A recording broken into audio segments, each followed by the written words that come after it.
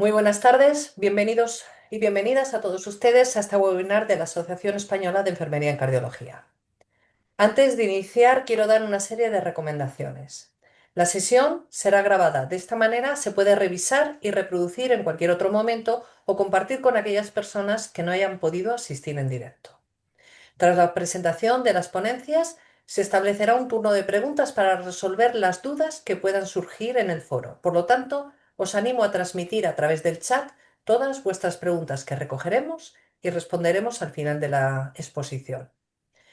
Me presento, soy Ana Martín Sanz, enfermera y vicesecretaria de la Asociación Española de Enfermería en Cardiología, que junto con María José López Marcos, también enfermera, y coordinadora del Grupo de Trabajo de Prevención y Rehabilitación Cardíaca, también de la EC, vamos a conducir esta webinar. Buenas tardes, María José.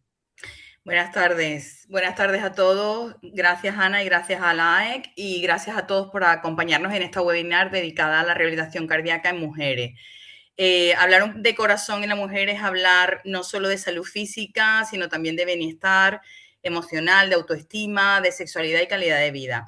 Hoy queremos un poco abrir un espacio cercano, riguroso y necesario para visibilizar aspectos que durante mucho tiempo han permanecido un poco abandonados. Dicho esto, pasamos con la primera ponencia, que es la va a llevar a cabo Laura Prieto Valiente.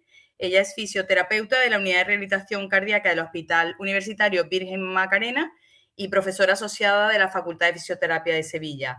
Ella nos va a hablar de la rehabilitación cardíaca femenina, una mirada fisioterapéutica centrada en la mujer. Así que buenas tardes, Laura, y cuando quieras. Buenas tardes. A ver, creo que ya está. Vale. Pues buenas tardes a todos. Y yo voy a comenzar hablando un poco del enfoque desde la fisioterapia de la rehabilitación cardíaca femenil.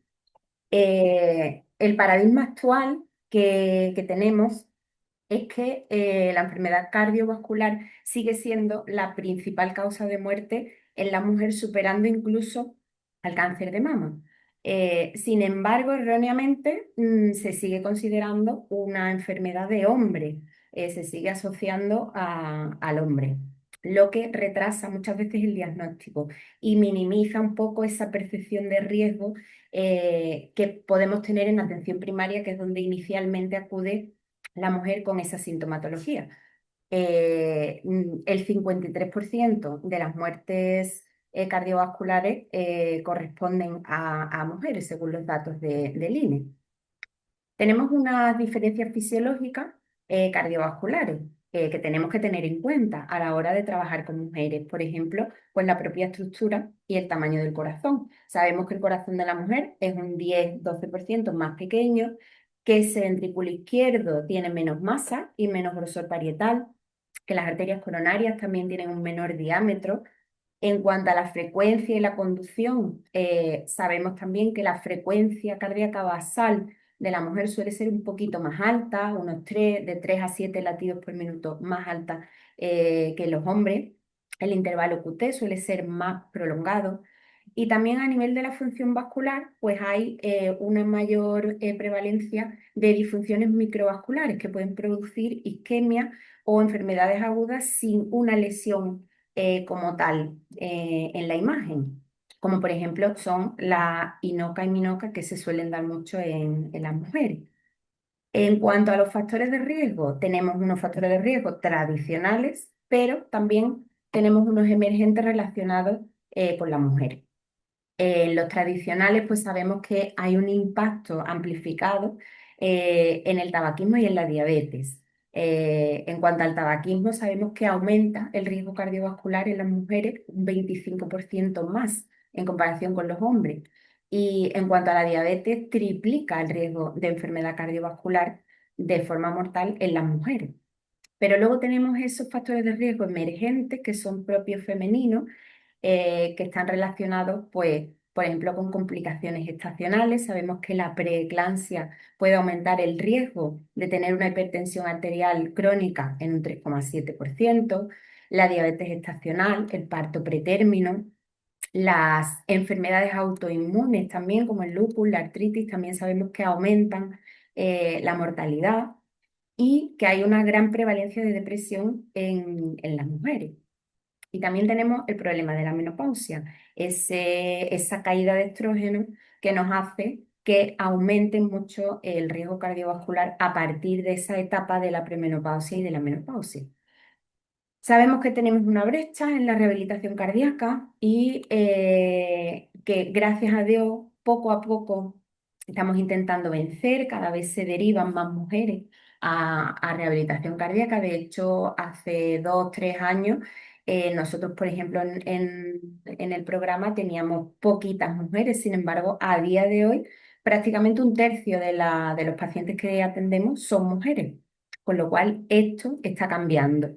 En general, siempre había una menor probabilidad de que la mujer fuera derivada tras el alta hospitalaria y además llegan con mayor edad porque se atienden más tarde, ingresan en los programas con más edad, con más comorbilidades y lógicamente con menor capacidad funcional.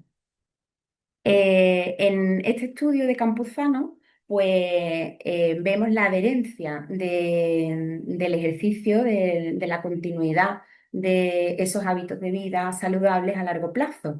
Y se ve que tienen una adherencia del 84% de forma continua, mientras que el abandono es un 16%. No es una cantidad alta de abandono. Y de ese abandono, de ese 16%, pues atribuible a falta de tiempo, depresión, falta de motivación o enfermedades, comorbilidades diferentes a la enfermedad cardíaca. En cuanto a los tipos de ejercicio preferentes por las mujeres, suelen ser las caminatas, gimnasia, aeróbic, música, baile relacionado con la música, todo, y natación. Son los deportes a elegir. En cuanto al mantenimiento de este hábito, pues los datos no son demasiado malos. Realmente a los 12 meses hay un 94,6% de las mujeres que terminan el programa de rehabilitación cardíaca que mantienen los hábitos. A los 36 meses un 77,8%, lo cual es una cantidad bastante buena. Y a los 60 meses, estamos hablando ya de bastante tiempo, un 70%. No son cifras malas. Eh, Dos problemas, por ejemplo, que se pueden presentar a la hora de mantener el hábito, pues el cuidado de familiares. El 26% de estas pacientes que cuidan a personas dependientes, de ese 26%, un 84,6% mantiene su rutina de ejercicio, lo cual es un número bastante bueno. Y las que tienen una vida laboral activa, que todavía están trabajando, un 76% cumplen con la actividad física. En cuanto a la capacidad funcional, a esa mejoría funcional, pues sabemos también que tenemos un poquito de diferencia en cuanto a algunas cosas. Las mujeres alcanzan su frecuencia cardíaca de entrenamiento en menos sesiones, la alcanzan antes que los hombres. Sin embargo, aumentan más su capacidad funcional. En general, si hacen un buen programa de rehabilitación, al final aumentan más METs que los hombres, que parten quizá de una capacidad funcional un poco más elevada, pero luego mejoran menos que las mujeres. Los hombres normalmente están más habituados a hacer ejercicio que la mujer.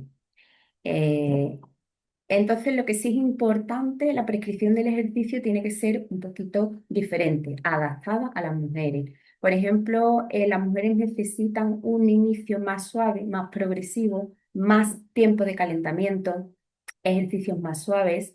En cuanto al trabajo con frecuencia cardíaca, es más difícil trabajar con frecuencia cardíaca porque hemos dicho que la mujer alcanza más frecuentemente, en menos sesiones, su frecuencia máxima de entrenamiento, con lo cual tenemos que trabajar mucho con la percepción subjetiva del esfuerzo, con la escala de Borg, que es la que nos va a orientar si la mujer puede seguir haciendo ejercicio, puede seguir esforzándose, aunque haya alcanzado su frecuencia cardíaca máxima.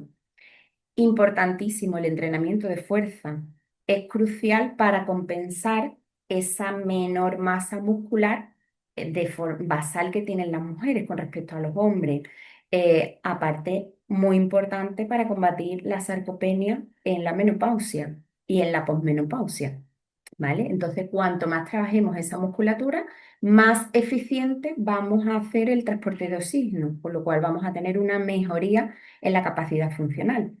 Y también hay que vigilar el sistema nervioso, importante, autónomo, porque las mujeres son más susceptibles de hipotensión posterior al ejercicio, de síncopes vasovagales, eso es. Y muy importante, el componente psicosocial y emocional. La mujer presenta más prevalencia de ansiedad y depresión en los programas. Entonces, el abordaje no puede ser solamente mecánico, de ejercicio, de hábitos de vida, requieren soporte psicológico activo. Y sí que se ha visto que el 91% de las pacientes que planifican su actividad de forma segura pierden el miedo, recuperan esa autoestima, al final pues cumplen un programa de rehabilitación óptimo y lo mantienen a lo largo del tiempo. Como síntesis, pues tenemos que tener una derivación activa. Es verdad que es importante que a la alta hospitalaria todas esas mujeres vayan derivadas a hacer el programa y que podamos adaptarnos un poco a esas situaciones de cuidadoras, de los roles sociales que tiene la mujer, para intentar que el horario que le toque, por ejemplo, pues le permita poder seguir con esa actividad, con ese rol social, que no le impida la asistencia al programa. Luego, pues esa evaluación segmentada, ajustando las expectativas que tenemos con cada una. Evidentemente, las expectativas normalmente, pues eso, son un poquito más limitadas, más no tan amplias como con los hombres, por lo que hemos comentado de las diferencias significativas que tenemos a nivel funcional, morfológico y atender el tema de ansiedad y depresión. Y luego el mantenimiento a largo plazo. Es verdad que la mujer funciona muy bien con una red de apoyo. Entonces, es muy interesante que esa mujer pueda hacer un grupo en el cual se pueda apoyar posteriormente al entrenamiento, a su programa de rehabilitación. Por ejemplo, con las asociaciones de pacientes, que se apunte a grupos de gimnasia, de ejercicio, que le ayuden a mantener a largo plazo eso que hemos conseguido en el programa de rehabilitación. Y a modo de conclusión, si una paciente mujer completa un programa de rehabilitación cardíaca, es esperable una adherencia al ejercicio físico y a los hábitos de vida saludables muy alta a largo plazo. Entonces, no olvidemos remitir activamente a nuestras pacientes, implementando pues, una cardiología de precisión con una perspectiva de género. Y nada más, muchas gracias. Muchas gracias, Laura. Bueno, yo creo que las preguntas, como bien dijo Ana en un principio, las haremos al final a través del chat. Así que nada, muchas gracias. Bueno, pues ahora vamos a pasar con nuestra siguiente ponente, que es Sara Herrero Callejo, que es enfermera especialista en familiar y comunitaria y que es experta en tabaquismo con reconocimiento SEPAR de la Sociedad Española de Neumología y de Cirugía Cardíaca. Especialmente tiene mucho peso Sara, ya mis compañeras lo saben, porque bueno, es el punto de referencia en Valladolid, dentro de la Gerencia de Salud de Valladolid, como la persona de abordaje en tabaquismo. Además, ha participado como coautora en guías, en programas de formación de tabaquismo, tanto para profesionales como para pacientes dentro de la Gerencia Regional de Salud. Muy buena, Sara. Hola, ¿qué tal? Buenas tardes. Bueno, lo primero, darte las gracias, Ana, por invitarme a participar en esta webinar y compartir un tiempo para hablar de tabaquismo, sobre todo en una semana, en la semana sin humo, porque el día 31 de mayo celebramos el Día Mundial sin Tabaco. Entonces, bueno, pues cobra verdadero protagonismo. Quiero pedir disculpas primero a la audiencia porque por un problema de logística, pues no puedo compartir yo la pantalla, me la tiene que compartir Ana y bueno, espero que sincronicemos bien el que yo vaya hablando con el paso de diapositivas. Bueno, pues tabaquismo, como decíamos, ¿no? El verdadero talón de Aquiles en la mujer, en la salud cardiovascular de la mujer. Históricamente, cuando hablamos de cesación tabáquica, normalmente bueno, pues tiene un sesgo masculino esta recomendación, ¿no? Nos limitamos a decir, tiene usted que dejar de fumar como si fuera café para todos, pero la realidad es que actualmente sabemos que hombres y mujeres no consumen tabaco por el mismo motivo. Seguramente alguna de vosotras os haya pasado que en las recomendaciones al alta que podéis transmitir a algún paciente os hayáis limitado a decir, bueno, pues con lo que dice el médico, ¿no? Tienes que dejar de fumar, pero la realidad es que nosotras como enfermeras somos las que estamos ahí, a pie de cama, a pie de rehabilitación, conocemos los temores, conocemos las preocupaciones de la mujer y por esta posición privilegiada que nos otorga nuestra profesión, yo creo que junto con nuestras competencias científicas tenemos la posibilidad de cambiar. Y para mí este es el objetivo verdadero de mi webinar de hoy, ¿no? De la webinar que os voy a transmitir hoy, ¿no? Que os convirtáis con las herramientas que os voy a dar, que os convirtáis en líderes para cambiar protocolos que tengáis en vuestros servicios, de tal manera que empecéis a trabajar el tabaquismo en la mujer, bueno, pues con una perspectiva de género. Para entender un poco lo que yo voy a contaros hoy, vamos a partir de un caso que es, imaginaros a Ana, una persona de 45 años que está ingresada en una planta de cardiología por un evento coronario y lleva fumando desde los 18 años, más de 20 cigarrillos al día, tiene hijos, está muy estresada por compaginar la vida familiar y el trabajo y la crianza de los hijos, ¿vale? Y en alguna ocasión se ha planteado dejar de fumar, pero ha recaído porque el aumento de peso que la produjo dejar de fumar la aterra. Simplemente pensar en dejar de fumar le produce un horror. Vale, pues quiero que este caso le tengáis en mente porque recurriremos a él al final de la exposición para saber cómo tendríamos que trabajarlo. Para saber en qué contexto nos encontramos cuando hablamos de tabaquismo, tenemos que saber que el tabaquismo es una enfermedad adictiva, crónica, recidivante, que es la primera causa de muerte prevenible en todos los países desarrollados, pero que a nivel mundial produce 8 millones de muertes anuales. 7 millones causante directo el tabaquismo, pero 1 millón más es causa indirecta, es decir, el tabaquismo pasivo produce más mortalidad en la mujer que en el hombre. Hay que tener en cuenta que el consumo de tabaco, que todos sabemos que produce un estrés oxidativo, una inflamación, una disfunción plaquetaria, todos esos efectos proaterogénicos van a multiplicar, van a duplicar el riesgo de eventos cardiovasculares fatales a los 10 años si lo comparamos con una población no fumadora, ¿vale? Así que la webinar de hoy va dirigida a eso, a entender que existe una susceptibilidad biológica específica de la mujer que va a requerir un abordaje clínico diferenciado. Vale, pasamos, Ana. ¿Qué está pasando a nivel mundial con el consumo de tabaco? Pues la realidad es que ahora mismo las mujeres consumen más tabaco que los hombres, que además tienen una menor tasa de abandono, no porque no se planteen dejar de fumar, sino porque recaen con mayor frecuencia que los hombres.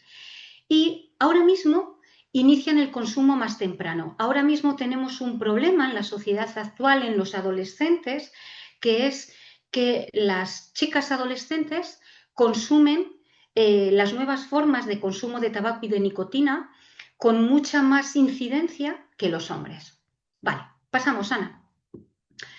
Pero ¿qué pasa en una mujer cuando consume tabaco? Pues esto es muy importante tenerlo en cuenta y lo ha dicho la compañera anterior, ¿no?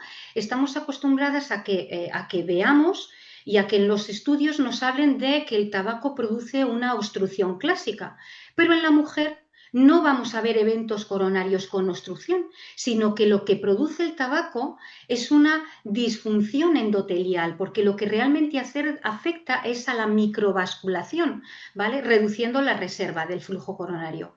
Pero además de eso, produce un fallo en la protección hormonal, ¿no? Esa protección que todas las mujeres en etapa fértil tenemos, que son nuestros estrógenos.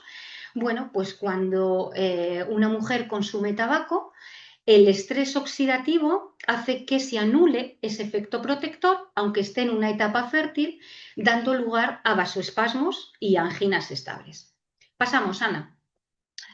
Si tenemos en cuenta esta situación basal y lo sumamos a todos los factores de riesgo propios de la salud reproductiva de la mujer, realmente esto se convierte en la tormenta perfecta.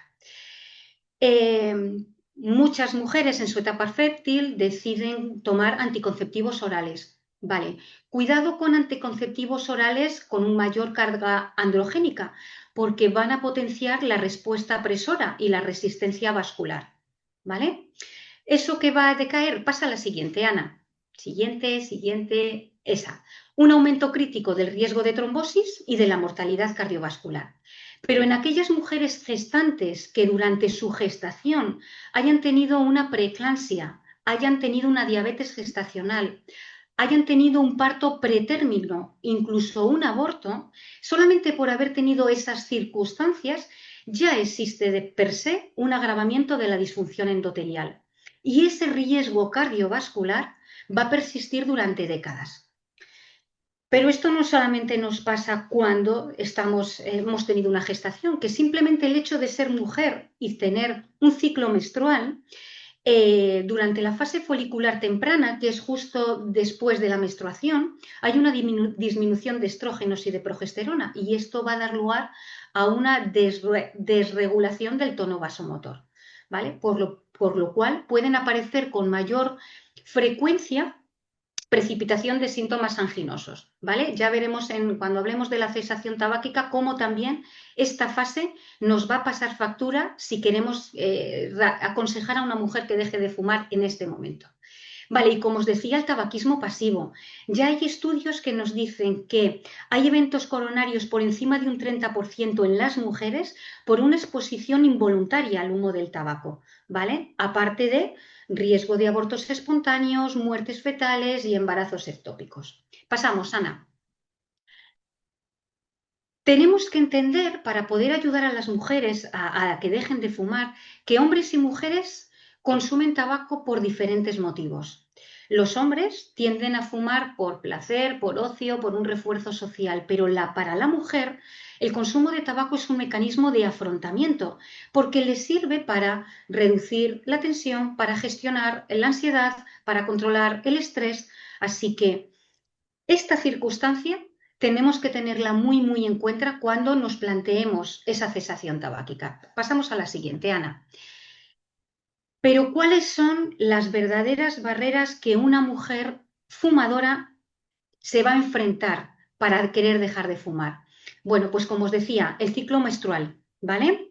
La fase folicular temprana, justo después de la menstruación, es una fase donde la disminución de estrógenos y progesterona van a hacer que se complique el cese tabáquico. ¿Por qué? Porque aparece el craving, es decir, aparece ese deseo intenso de fumar y aparece el resto de cuadros de síntomas relacionados con la abstinencia, ¿vale?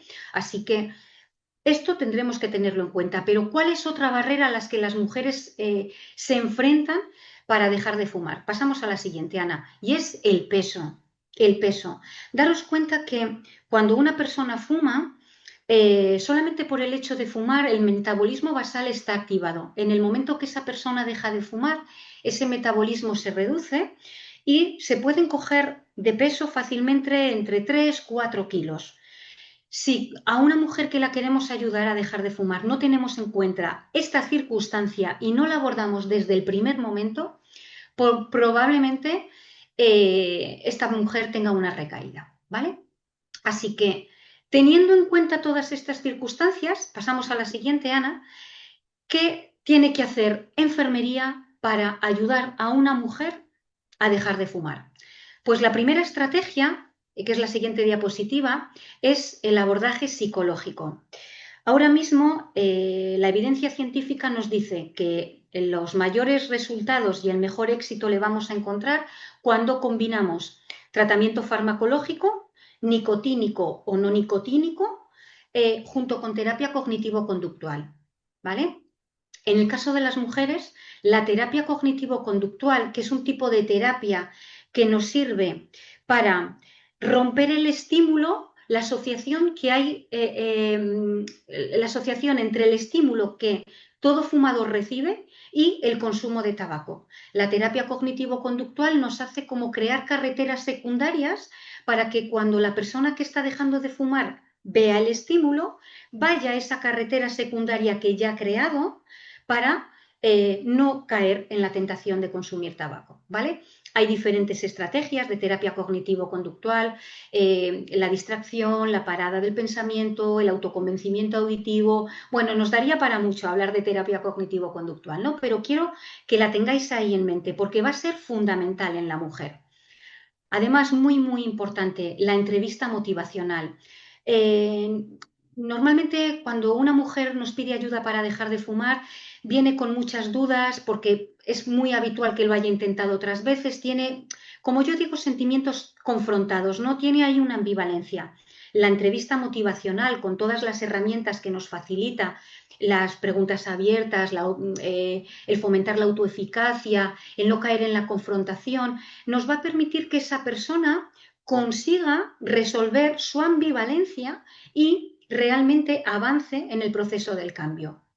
Y luego tendremos que enseñarla a técnicas de manejo del estrés, fundamental. Ahora mismo, con todas las tecnologías que tenemos en los canales de YouTube, hay muchísimas herramientas que sirven para gestionar el estrés, ¿vale?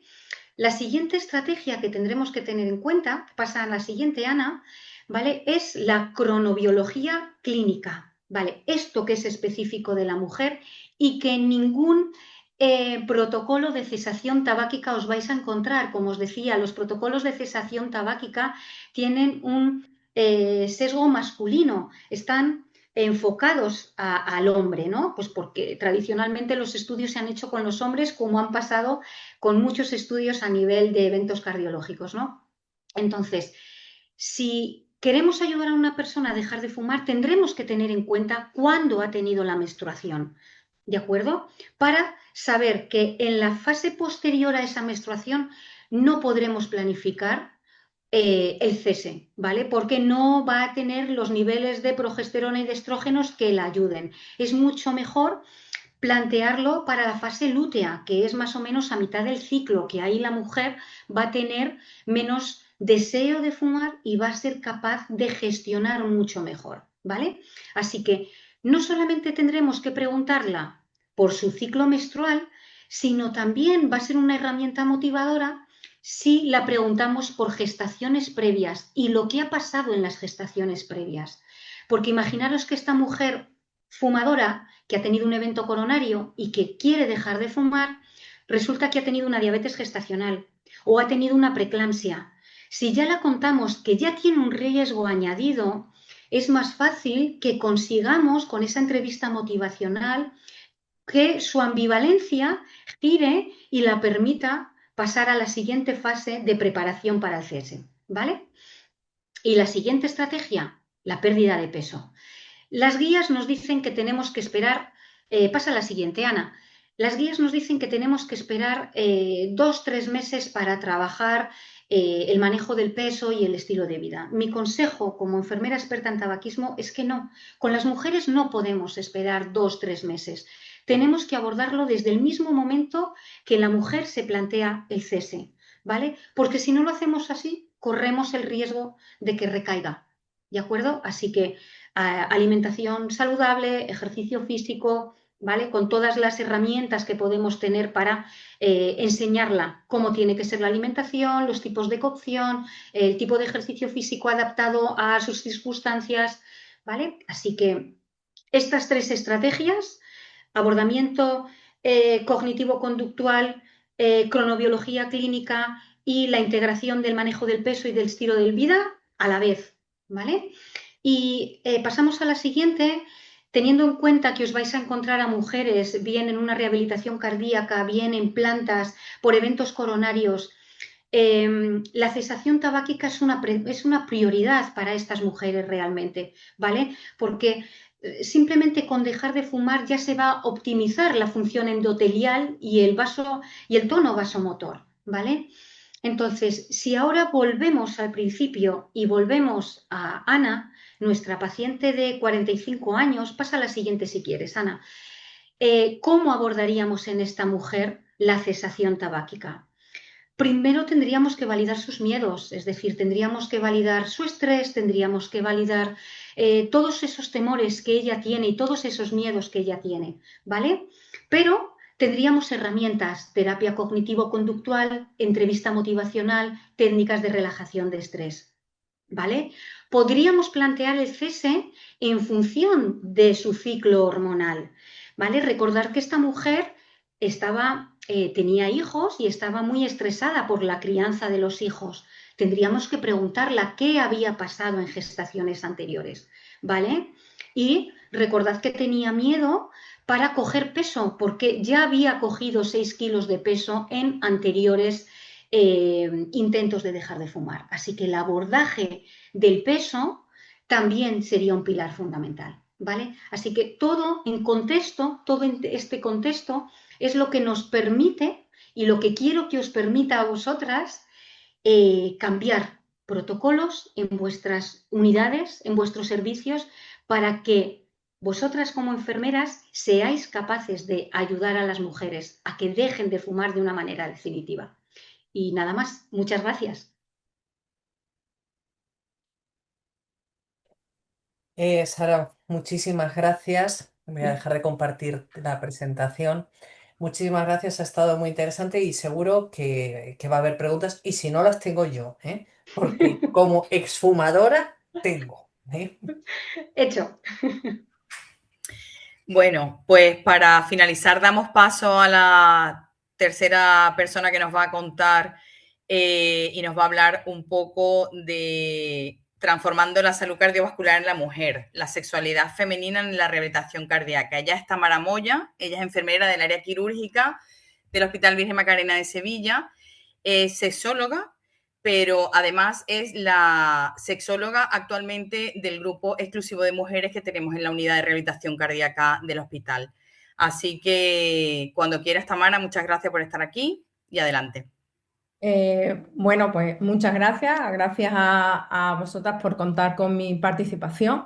Bueno, pues esta presentación se basa en la sexualidad femenina, que es un tema que en los últimos tiempos, bueno, pues parece que se está empezando a normalizar, pero igual que ha comentado Laura en su exposición, nos encontramos con una patología, la patología cardíaca, que tradicionalmente pues, se ha centrado en la población masculina. Entonces, hablar de sexualidad femenina, pues en este caso también es todo un éxito, un logro que se está consiguiendo poco a poco dentro de las unidades de rehabilitación cardíaca y que está yendo muy bien.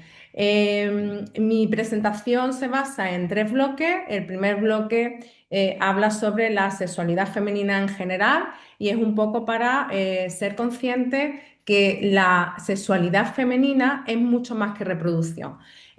Nacemos de manera sexual, somos seres sexuales y morimos siendo seres sexuales y a lo largo de nuestra vida la mujer adquiere muchos roles dentro de su propia sexualidad que pasan pues desde la identidad, los roles de género, el erotismo, el placer y todo son absolutamente normales. Decir que independientemente de que la mujer tenga o no patología cardíaca, ya hay entre un 40-50% de mujeres adultas de la población que están muy interesadas y muy preocupadas por su experiencia sexual, ¿no? Y esto, como digo, es un gran logro que se está consiguiendo en los últimos tiempos.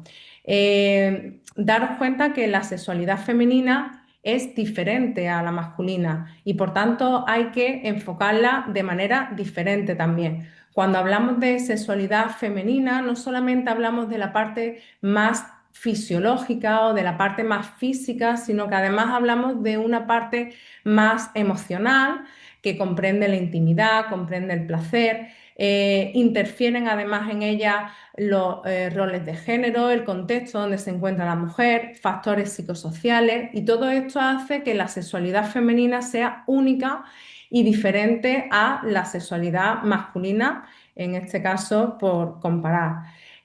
También deciros que de manera natural la sexualidad femenina pasa por una serie de etapas que hay que normalizar. Entre ellas, pues el cambio hormonal, evidentemente, que tiene que ver pues, con esa fase de perimenopausia y menopausia, lo que llamamos el climaterio, y que esto hace además que la respuesta sexual femenina se vea de alguna manera afectada. Pero esa afectación que todas las mujeres en algún momento reconocemos como esa falta de deseo, ¿no? He perdido las ganas, ya no tengo ganas, pues lo estamos malinterpretando, ¿no? La realidad es que el deseo no desaparece, y esto se lo digo mucho a las pacientes de rehabilitación cardíaca, sino que el deseo se transforma y que en esa transformación pues tenemos que hacer una adaptación y tenemos que saber cómo adaptarnos a ella, ¿no? Por otro lado, comentaros que, disculpad, un momentito. Un segundo. Vale. Por otro lado, también uno de los cambios principales en la sexualidad femenina es que pasamos de un enfoque tradicional, donde inicialmente es muy fisiológica, muy física, ¿no? Ese interés sexual. En los primeros años de nuestras experiencias sexuales, y luego, conforme vamos evolucionando, pues pasamos más a tener más interés por el contacto corporal, por la cercanía, la afectividad. Pues son cambios naturales que no debemos de verlos para nada como esa falta de deseo, esa inapetencia que tradicionalmente o por la que tradicionalmente se nos ha señalado a las mujeres, ¿no?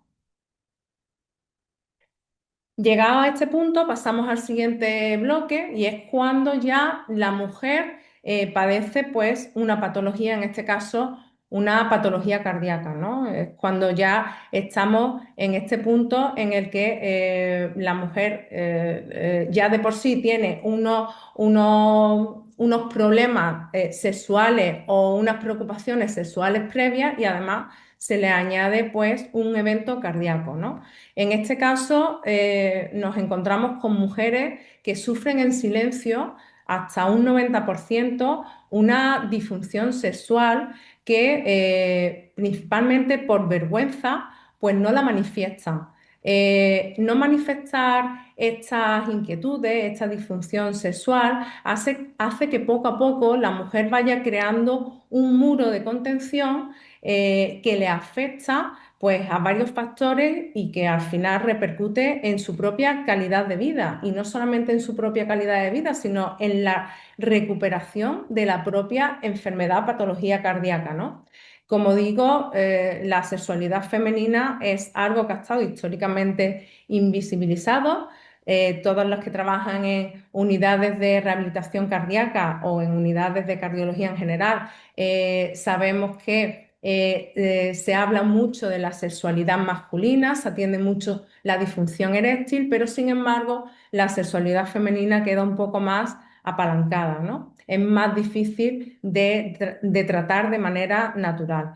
Evidentemente no se puede tratar igual que la sexualidad masculina, es una entidad diferente. La disfunción sexual femenina tiene varios pilares, y no solamente el pilar fisiológico, sino que además aparece un factor farmacológico, y también aparecen factores psicológicos, que en este caso son los que afectan en mayor medida.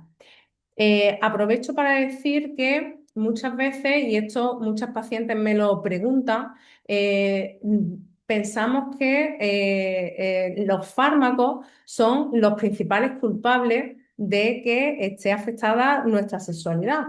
Y es que hay estudios recientes que ya están demostrando que los fármacos a día de hoy no son los que realmente afectan a la sexualidad femenina en este caso, sino que es la capacidad, la mayor o menor capacidad de adaptación que tenga la mujer, porque yo al final siempre digo que el deseo se encuentra en la cabeza y que por tanto si trabajamos el deseo desde la cabeza, pues seguro que lo vamos a poder resolver.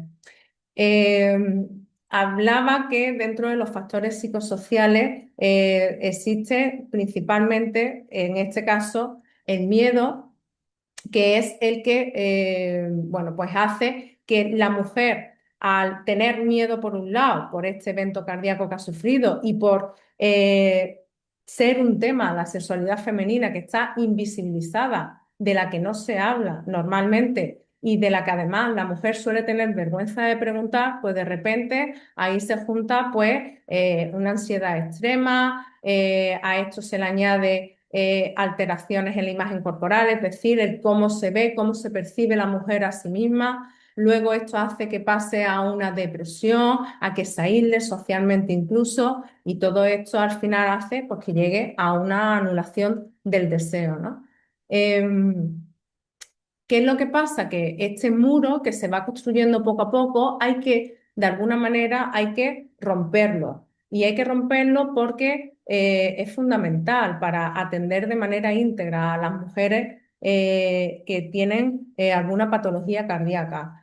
Por un lado, hay que formar a los profesionales en el ámbito de la sexualidad para que entiendan que es un tema que forma parte del tratamiento y de los cuidados de la mujer. Hay que también hacer que la mujer se sienta en un espacio seguro donde poder tratar el tema sin que se sienta mal, sin que no se sienta cómoda. Luego también hay que quitar esos mitos que nos acompañan profesionalmente, bueno, en este caso a las enfermeras, como que las mujeres ya a partir de cierta edad pues no tienen interés o prevalece el recuperarse de la patología cardíaca y la sexualidad pues ya es otra cosa. Entonces hay una serie de ladrillos que conforman este muro que hay que ir quitando poco a poco.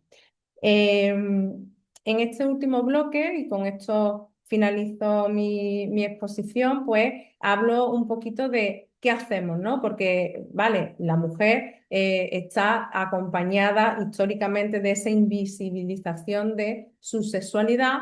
Si además le añadimos una patología, en este caso la patología cardíaca, pues esto se incrementa aún más. Tenemos claro que de alguna manera tenemos que tratarlo, tenemos que entrar en atender esta necesidad, que es una necesidad percibida, aunque no sea de manera expresa. Y bueno, pues hay que buscar la manera, ¿no? Hay que buscar la manera de que la mujer pueda atender su sexualidad y pueda reconstruirse y reconectarse a sí misma. Y lo más importante es empezar a normalizar desde el punto de vista profesional, es decir, desde los propios profesionales hasta la sociedad en general, que la sexualidad femenina, a pesar de la patología, tiene que mantenerse en favor a su propia calidad de vida, ¿no? Entonces, por un lado, tenemos que desmitificar, ¿no? Aquellos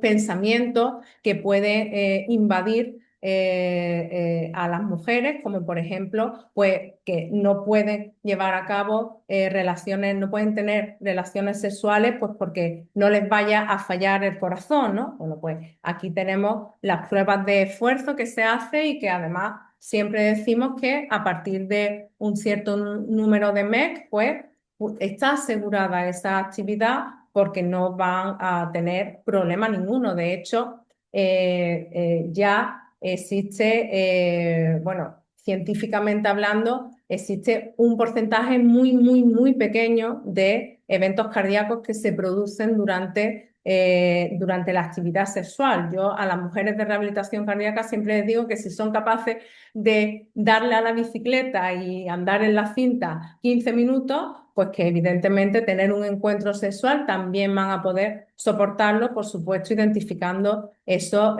signos y síntomas que siempre se les cuenta y que se insiste mucho en ello, ¿no? Al final, También otra cosa importante es que la sexualidad la tenemos que ver como un factor cardioprotector. Al fin y al cabo, hablamos de sexualidad femenina y en general, cuando hay una buena sexualidad, existe un incremento de endorfina, hay una mayor actividad física, hay una, un aporte sanguíneo superior al habitual, hay una reducción de la carga mental, por tanto hay una disminución de la ansiedad, del estrés, hay menos riesgo de depresión, incluso de reingreso, ¿no? Entonces, cuando hablamos de sexualidad femenina, hablamos de calidad de vida sin lugar a dudas. Hay una técnica que nosotros hablamos en este caso en nuestra unidad, en la unidad de rehabilitación cardíaca, y es que dependiendo del nivel en el que se encuentre la mujer, pues se reinicia lo que es el encuentro sexual por fases, ¿no? Y dependiendo de en qué punto esté la mujer en su patología cardíaca, pues decimos que pues primero el encuentro tiene que ser muy básico, mediante caricia, luego podemos besar, pasamos a lo que es el sexo oral, la autoestimulación, luego la estimulación compartida y finalmente el coito sin que sea esto pues lo que centralice el encuentro con una persona. Sí que insistimos mucho también, en este caso, en que redefinir la intimidad en la mujer no pasa por hacerlo con otra persona. También es importante que la mujer entienda que sola y a sí misma puede reencontrarse y puede reconocerse de nuevo. Y también hay que dar herramientas en este caso para que ese encuentro con una misma, ese volver a quererse, pues sea efectivo. Evidentemente, el ecosistema de la rehabilitación cardíaca es el mejor sitio donde hemos considerado que se podría llevar a cabo todo esto, ¿no? Porque al final es un sitio donde ya de alguna manera la mujer ha pasado por esa fase aguda del proceso cardíaco. Cuando llegan a rehabilitación cardíaca, además pasan por una serie de pruebas que hace que nos aseguremos que las mujeres que llegan a rehabilitación cardíaca llegan en las mejores condiciones, por supuesto, pues llegan para hacer su ejercicio físico, para reinventarse de nuevo, pero es un sitio que presta mucho a crear ese ambiente de intimidad, crear ese espacio donde la mujer puede hablar, puede expresarse y podemos hablar pues de este tema desde el ámbito más personal. Entonces, aquí en rehabilitación cardíaca es donde los estudios demuestran que es el mejor sitio y donde nosotros estamos viendo en la unidad de rehabilitación cardíaca pues, del Hospital Macarena que sí que funciona. Por tanto, decir que es muy importante que la sexualidad femenina se entienda como una necesidad clínica, que no es un lujo ni es un tema aparte, que hay que llevar a cabo una educación proactiva por parte de los profesionales, es decir, no debemos de esperar a que sean ellas las que nos pregunten, porque es probable que no lo hagan, sobre todo a partir de ciertas edades en estas primeras generaciones, pero que es importante que seamos proactivos porque de esta manera vamos a reducir el miedo y cuando les damos además pie a que puedan hablar, de verdad que ellas lo agradecen muchísimo. Y el tercer punto y más importante es que tenemos que empezar a plantearnos de verdad que el asesoramiento sexual debe de estar integrado en todas las unidades de rehabilitación cardíaca, no que sea algo de manera puntual o porque en el Hospital Macarena cuentan con una sexóloga, sino que los enfermeros y las enfermeras que forman parte de rehabilitación cardíaca se formen y también atiendan este ámbito pues dentro del propio programa de rehabilitación. Y si es en exclusiva a mujeres que funciona y muy mucho, mucho mejor. Así que muchas gracias y con esto he finalizado. Bueno, muchísimas gracias, Tamara. Muy interesante como siempre y un gustazo escucharte. Gracias. Yo os animo a todos los que estáis por aquí oyéndonos que os animéis a preguntarle a las tres ponentes y le voy a dar paso también a mi compañera Ana, si tiene algo que decir y si no, pues me lanzo yo a hacer las primeras preguntas. Bueno, que Laura, Sara, por fin. Me han encantado las tres ponencias. He visto los déficits de las unidades de rehabilitación cardíaca en toda regla, ¿vale? Es decir, en cuanto a deshabitación tabáquica, en cuanto a sexualidad, pero ya ahora lo hablaremos. En cuanto a el llevar un ejercicio exclusivamente para la mujer, bueno, pues es algo que no se hace en las unidades de rehabilitación cardíaca así expresamente, ¿vale? Entonces empieza preguntando tú, María José. Bueno, pues yo sí quisiera, como a las dos las tengo cerquitas, sí me gustaría que compartieran tanto Laura como Tamara. Primero, Laura, como ha sido la primera ponente, que compartiera qué encuentra ella o cómo, qué ha sido, qué ha supuesto para ella el rehabilitar grupos exclusivos de mujeres. Eso para Laura. Y ahora a Tamara ya le comento la segunda pregunta.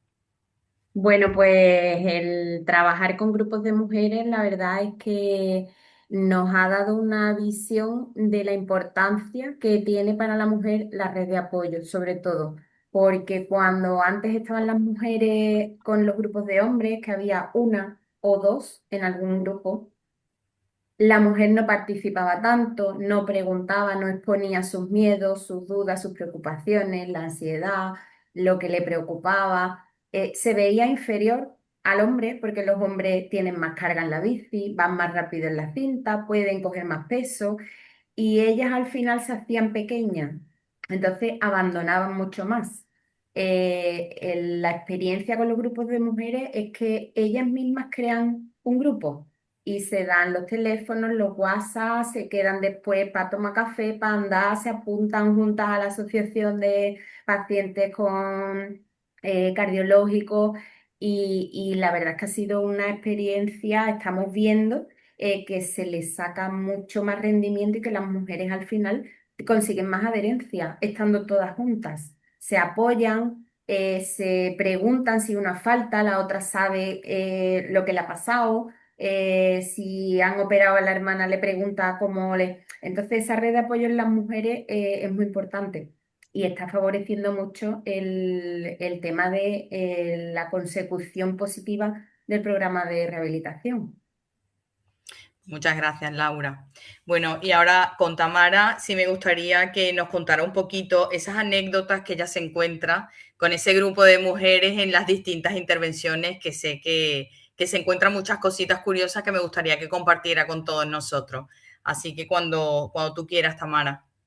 Bueno, la primera anécdota o la gran anécdota que siempre nos encontramos cuando estamos con los grupos exclusivos de mujeres es que todas empiezan con mucho miedo, o sea, todas empiezan, ninguna quiere hablar con vergüenza y luego ya cuando cogen entienden que están en una zona de confort y de seguridad, bueno, empiezan a hablar y esto que se dice de que se pierde la vergüenza es real. O sea, es real porque lo hablan todo con mucha naturalidad.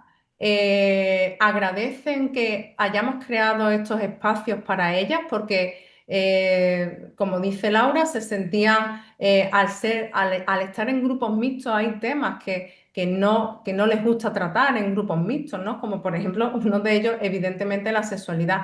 Entonces, nos encontramos de todo, mujeres que rehacen su vida, que aparentemente no nos lo esperamos, mujeres que salen del armario incluso, es decir, mujeres que reconocen una sexualidad que hasta ahora no habían reconocido, mujeres que de repente descubren el clítoris.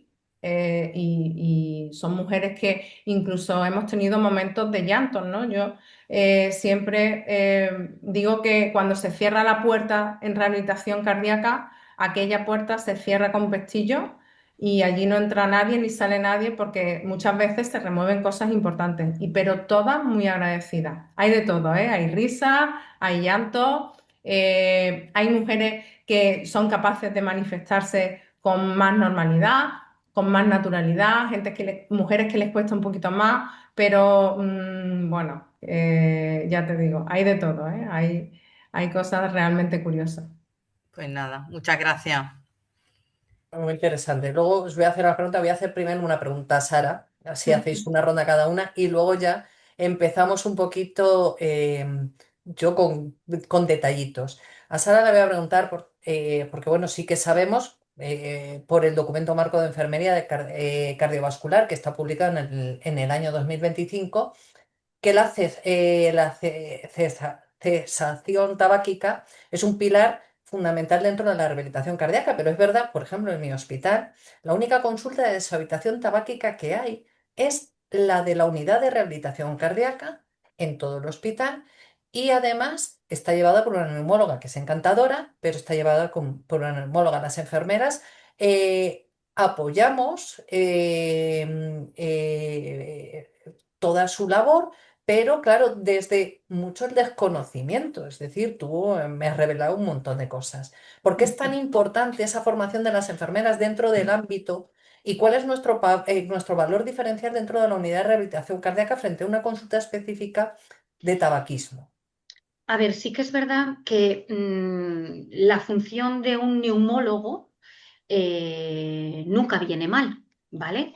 Pero creo que el trabajo del neumólogo y el trabajo de enfermería de rehabilitación cardíaca, teniendo en cuenta que yo a lo mejor digo algo que no se ajusta a la realidad vuestra, tener en cuenta que yo soy enfermera de familia, pero sí que percibo un poco que vuestro rol como enfermeras es muy similar al rol nuestro, porque verdaderamente trabajáis con la mujer desde una perspectiva biopsicosocial, abordáis muchas esferas. ¿Por qué es necesario que las enfermeras de rehabilitación cardíaca estén formadas? Pues porque en el contexto de el estar con la mujer, trabajando con la mujer, la alimentación, el ejercicio, muchas veces la van a salir dudas, van a surgir circunstancias que si la enfermería de rehabilitación cardíaca no está formada en tabaquismo, no va a saber encauzarlas o encarrilarlas. Lo que se hablaba de la terapia cognitivo-conductual. Está muy bien que la neumóloga, que será experta en tabaquismo, lo trabaje con ellas, pero en la realidad, cuando esté trabajando con vosotras en la unidad, probablemente le surjan dudas, pues es que yo aquí en esta circunstancia no sabría cómo enfrentarme. Bueno, pues tal vez vosotras, manejando esas herramientas de la terapia cognitivo-conductual, sepáis encauzarla, pues tal vez en este momento deberías buscar algo que te haga sentirte mejor, controlar esa ansiedad. En, vais a poderla ayudar in situ en circunstancias vitales. Como tú me decías, solamente os apoyáis, os limitáis a apoyar. Bueno, pues te habrá contado la neumóloga qué tienes que hacer en estos momentos.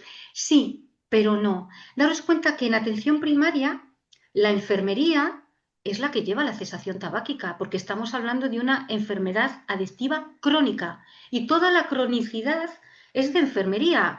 Los médicos de familia se limitan a prescribir, porque nosotras no prescribimos, ¿vale? Entonces, ¿la figura del neumólogo está bien? Sí, pero está bien cuando la patología coronaria de la mujer esté complicada con otra patología respiratoria, con otra patología mayores, porque tal vez el neumólogo se centre en el tabaquismo, pero nosotras somos enfermeras y nos vamos a centrar en la mujer fumadora, que es diferente, ¿vale? Entonces Sara, creo verdaderamente que la enfermería de rehabilitación cardíaca tiene que tener herramientas y para eso hace falta formación, ¿vale?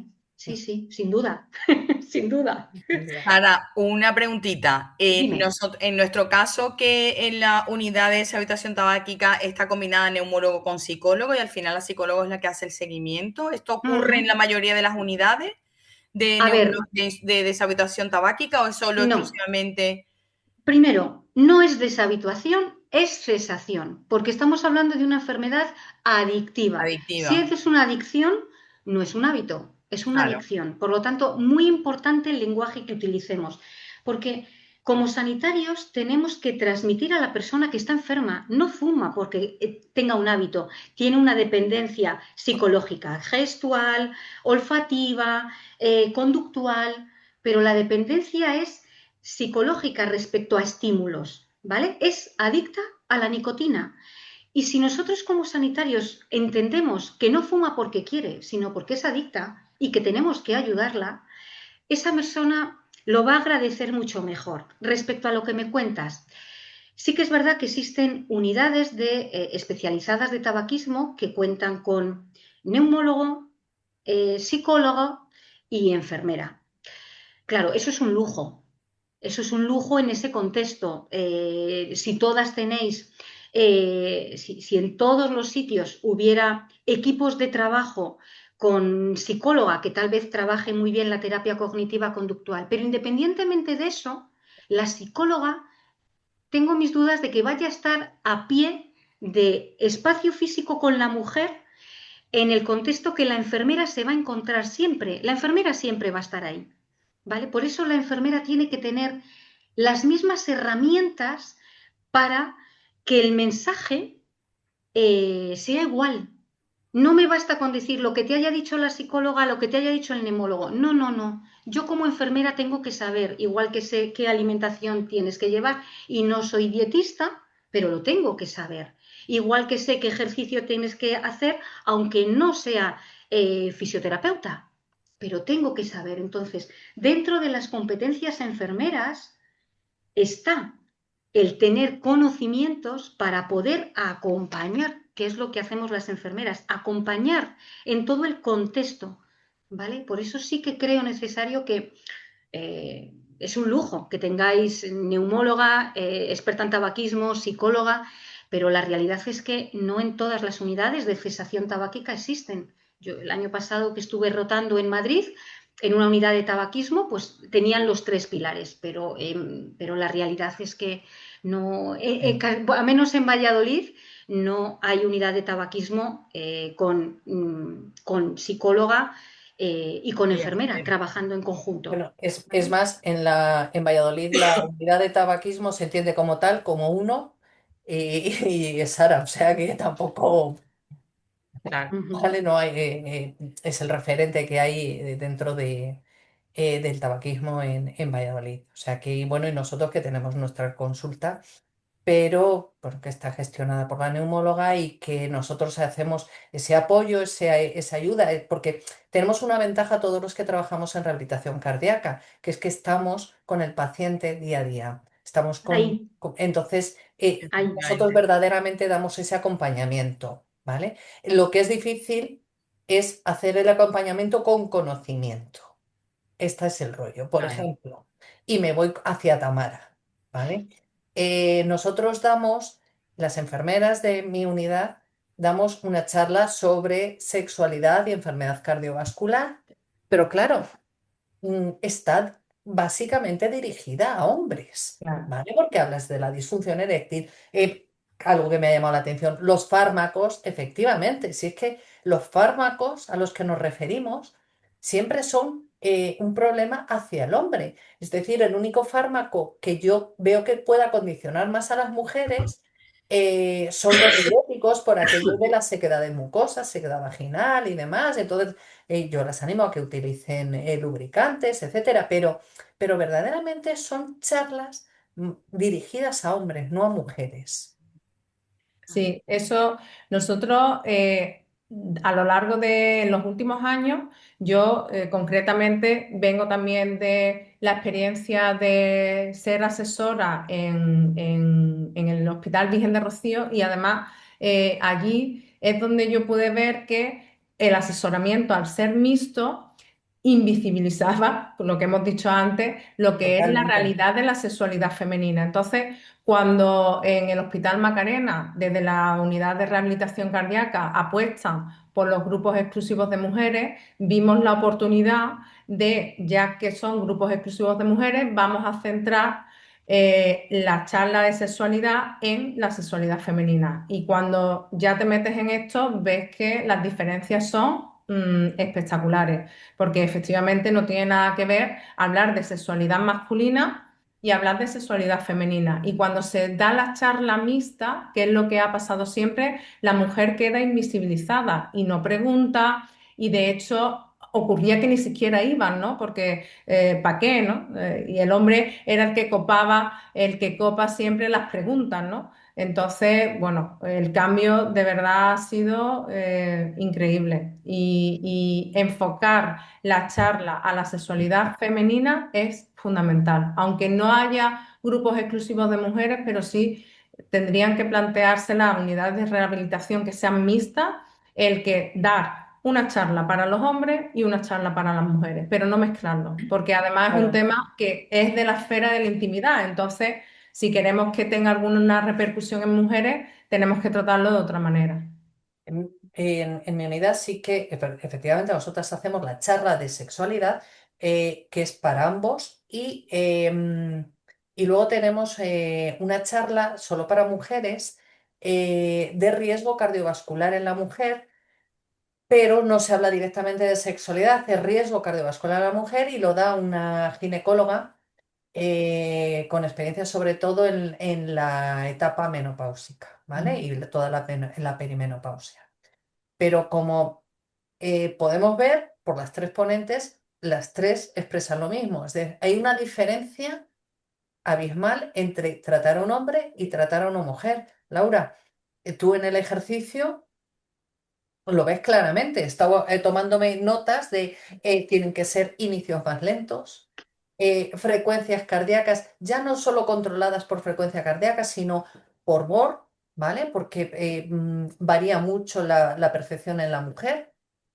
¿No? Entonces tú, claro, en esos grupos de mujeres lo notas muchísimo. Claro, el tema está en que eso a nivel funcional somos diferentes. La mujer suele tener menos musculatura, le cuesta más trabajo conseguir ese tono muscular que en el hombre pues es más fácil haciendo las repeticiones con más carga. La mujer suele necesitar menos carga, más repeticiones, tiene que empezar más lento porque no está habituada. A la mujer la pones a hacer sentadillas y al día siguiente tiene agujeta.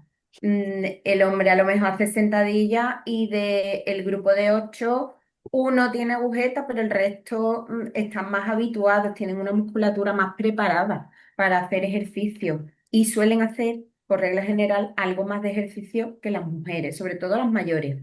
Es verdad que con las mujeres jóvenes, bueno, va cambiando un poquito porque la tendencia, afortunadamente, es que se haga cada vez más ejercicio. Ya las personas de 20, 25, esas edades hacia atrás, todo el mundo va al gimnasio, todo el mundo ya tiene una formación, una educación en el ejercicio, pero antiguamente no se hacía ejercicio, se caminaba y si tenías la obligación.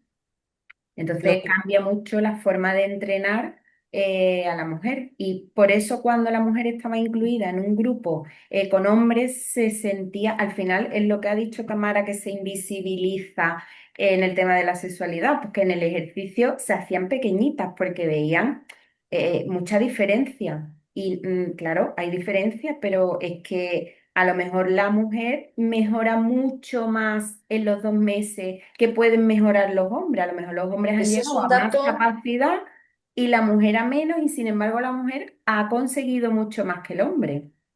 El dato que has dado tú de mejoría en METs, de inicio a final del tratamiento, en mujeres es mucho mayor que en hombres. También esto nos indica que como la mujer, pues, sobre todo por los condicionantes sociales, cuidadoras que relegan su salud en pro de la salud de la familia y en el cuidado de los demás, o que están condicionadas a la hora de acercarse a las unidades de rehabilitación cardíaca, las cuesta más porque hay que trasladarlas o porque lo que sea. Efectivamente son mujeres que están desacondicionadas totalmente, que no han hecho ningún tipo de ejercicio, y a poquito que se las haga, la respuesta es Sí, sí, abismal, ¿no? Pero, totalmente. Laura, ¿no crees tú que también puede ser que influya que tenga un perfil más disciplinado a veces? Sí, normalmente las mujeres somos más ordenadas, más disciplinadas y llevamos las cosas mejor que los hombres. Los hombres, las pastillas se las llevan las mujeres, la comida la hace la mujer, la mujer no, la mujer se tiene que organizar ella misma. Entonces se conciencian, creo yo, un poco más y se implican más en el tratamiento. Y cuando ven ese poquito que están haciendo, lo que les reporta a nivel de que se cansan menos, que se encuentran mejor, que pueden caminar más, pues eso les sube mucho la autoestima y les hace que sigan llevando a cabo todo lo que están consiguiendo. Fíjate, curiosamente, en esto la mujer es más disciplinada, sin embargo, Sara, en el tabaco, la mujer es muchísimo peor para dejar de fumar. Bueno, pues porque no Sí. se tienen en cuenta estas cosas que hemos estado hablando, porque todos los protocolos de cesación tabáquica tienen un sesgo masculino, no se tienen en cuenta las circunstancias de la mujer, con lo cual no es que dejen menos de fumar, es que tienen mayores recaídas, porque el abordaje no se hace focalizado a la mujer, sino se hace, pues como dicen los protocolos que hay que hacerlo, que tienen un sesgo masculino.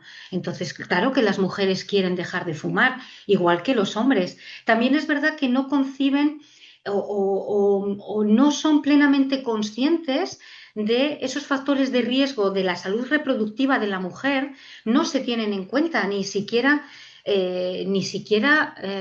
podría decir que muchos neumólogos expertos en tabaquismo los conocen. ¿Por qué? Porque se siguen guiando por protocolos basados en estudios en hombres. Y entonces la mujer quiere dejar de fumar, pero con sus circunstancias. Ayúdame con una terapia cognitivo-conductual adecuada a mí. Ten en cuenta que si tengo bajos los estrógenos y me dices que deje de fumar en una fase folicular, pues es que voy a tener un deseo de fumar brutal. Y aunque los tratamientos farmacológicos ayudan, porque la realidad es que ayudan, pero por sí solos no hacen milagros. ¿Vale? Sí. Daros cuenta que una persona para que deje de fumar, para que se le considere exfumador, tiene que pasar un año completo, porque tiene que ser capaz de afrontar situaciones vitales y personales, cumpleaños, fallecimientos, momentos de estrés sin cigarrillo. Entonces, dejar de fumar con los tratamientos que tenemos ahora, pues pueden ser 25 días o 3 meses en función del tratamiento que utilicemos, pero tiene que pasar un año hasta que una persona se considere esfumadora. Por eso hay que dotarles de herramientas, de esas carreteras secundarias, para que si el estímulo le perciben, sepan decir, ostras, que yo ya sé por dónde me tengo que ir, porque si no, el estímulo al final es tan poderoso que si no lo tienen creado y en una situación de estrés, en una situación triste, en una situación o social, simplemente de consumir un cigarrillo, pues todos los receptores nicotínicos se abren y ya está. Pero las mujeres quieren dejar de fumar, pero tienen miedo a engordar, como tenía la paciente de mi caso, y es verdad que todos los protocolos nos dicen que trabajemos los estilos de vida a los 2, 3 meses. No, en una mujer no. En una mujer hay que trabajarles desde el momento, porque además va a coger peso solo por dejar de fumar. ¿Vale? Y eso sí que yo se lo cuento. ¿Tienes miedo? Las mujeres te dicen que siempre tienen miedo a engordar. Los hombres, cuando les pregunto, ¿vas a engordar 3, 4 kilos? ¿Hay algún problema? No, no pasa nada. Pero las mujeres, cuando las dices, ¿vas a engordar solo por dejar de fumar 3, 4 kilos? Uf, bueno, pero que no sea más que eso. No te preocupes, que lo trabajamos.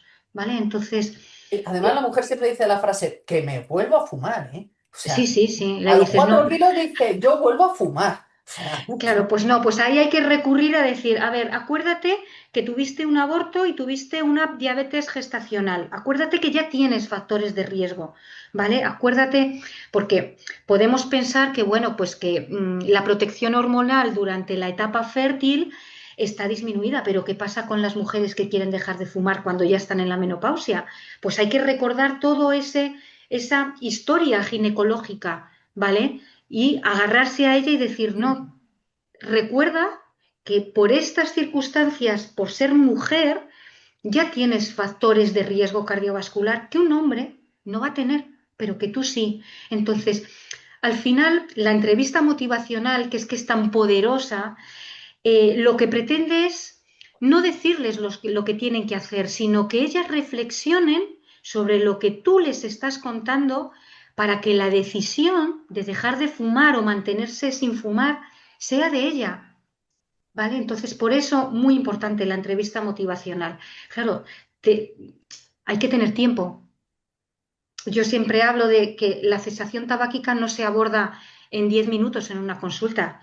Te hace falta estar con la persona fácilmente 20 minutos, 30 minutos, ¿vale? Porque es muy importante, bueno, pues ir escuchando y a la vez ir devolviendo. La entrevista motivacional es lo que tiene. Tú das respuestas con preguntas. ¿Y a ti qué te parece? ¿Y cómo crees que lo puedes gestionar? Porque quien tiene que buscar la respuesta es el que está enfrente de ti, ¿vale? Entonces es como, es uno como Rafa Nadal, devolviendo todo, ¿no? Entonces va y viene, va y viene. Ujú. José, ¿algo de preguntar? Pues nada, yo creo que, no sé, si alguien de los que nos están escuchando tienen algo por ahí que preguntar, No, no, no nos han puesto. Yo creo que les ha quedado a todos muy claro, ¿eh? yo creo que sí. ¿Vale? Y creo que, porque todos nos ponen que las tres ponentes les ha encantado muchísimo, que ha sido muy interesante, pero bueno, por si acaso hay alguna frase que cada una nos diga, Tamara, una frase que cierre tu parte. Atender la sexualidad femenina se hace algo imprescindible en las unidades de rehabilitación cardíaca, fundamental. Laura, Pues ¿qué yo nos creo cuentas? que en este caso la individualización en la mujer del ejercicio es fundamental para conseguir esa adherencia al tratamiento. ¿Y Sara? Bueno, pues yo creo que el eslogan es dejemos atrás el consejo de tienes que dejar de fumar, así por sí solo, sino individualicémoslo y tengamos en cuenta, bueno, pues la perspectiva de género, fundamental. María José, ¿tú qué nos cuentas? Pues nada, yo que para mí ha sido un placer. La verdad es que creo que ha sido una webinar muy buena y creo que era necesaria, ¿eh? Sobre todo es lo que he dicho al principio, ¿no? Era importante hablar un poco de cómo ese enfoque de la mujer que cada día tenemos más visible, era necesario, ¿no? Ponerlo un poquito desde distintos ámbitos, ¿no? Desde el ámbito del tabaco, del ejercicio, de la sexualidad y bueno, yo creo que ha estado muy bien y os agradezco a las tres vuestra ponencia. Muchas gracias. Gracias. A vosotros. Gracias a Pues yo, vosotros. aparte de agradecer a todos los que están presentes, escuchándonos, agradecer a nuestras ponentes, pues nada, decir que llegamos al final ya de esta webinar con el corazón lleno de aprendizaje y la mente pues, totalmente activa al cambio. Nos vamos a despedir consolidando tres pilares que van a transformar la vida de nuestras pacientes cardiópatas. Por un lado, el movimiento como medicina, prescribir y guiar ejercicio físico adaptado. ¿Vale? Es devolver a la mujer esa fuerza y esa estabilidad.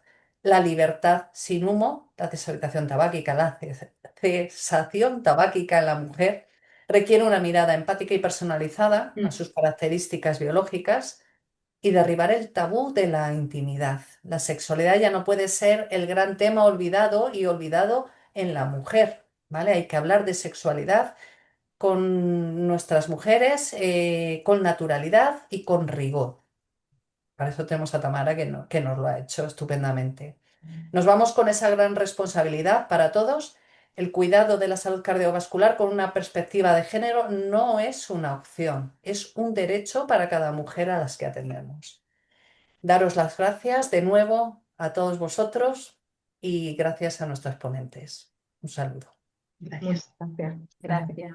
Chao. Muchas Hasta la gracias. próxima. Un abrazo a todas. Un abrazo a todas.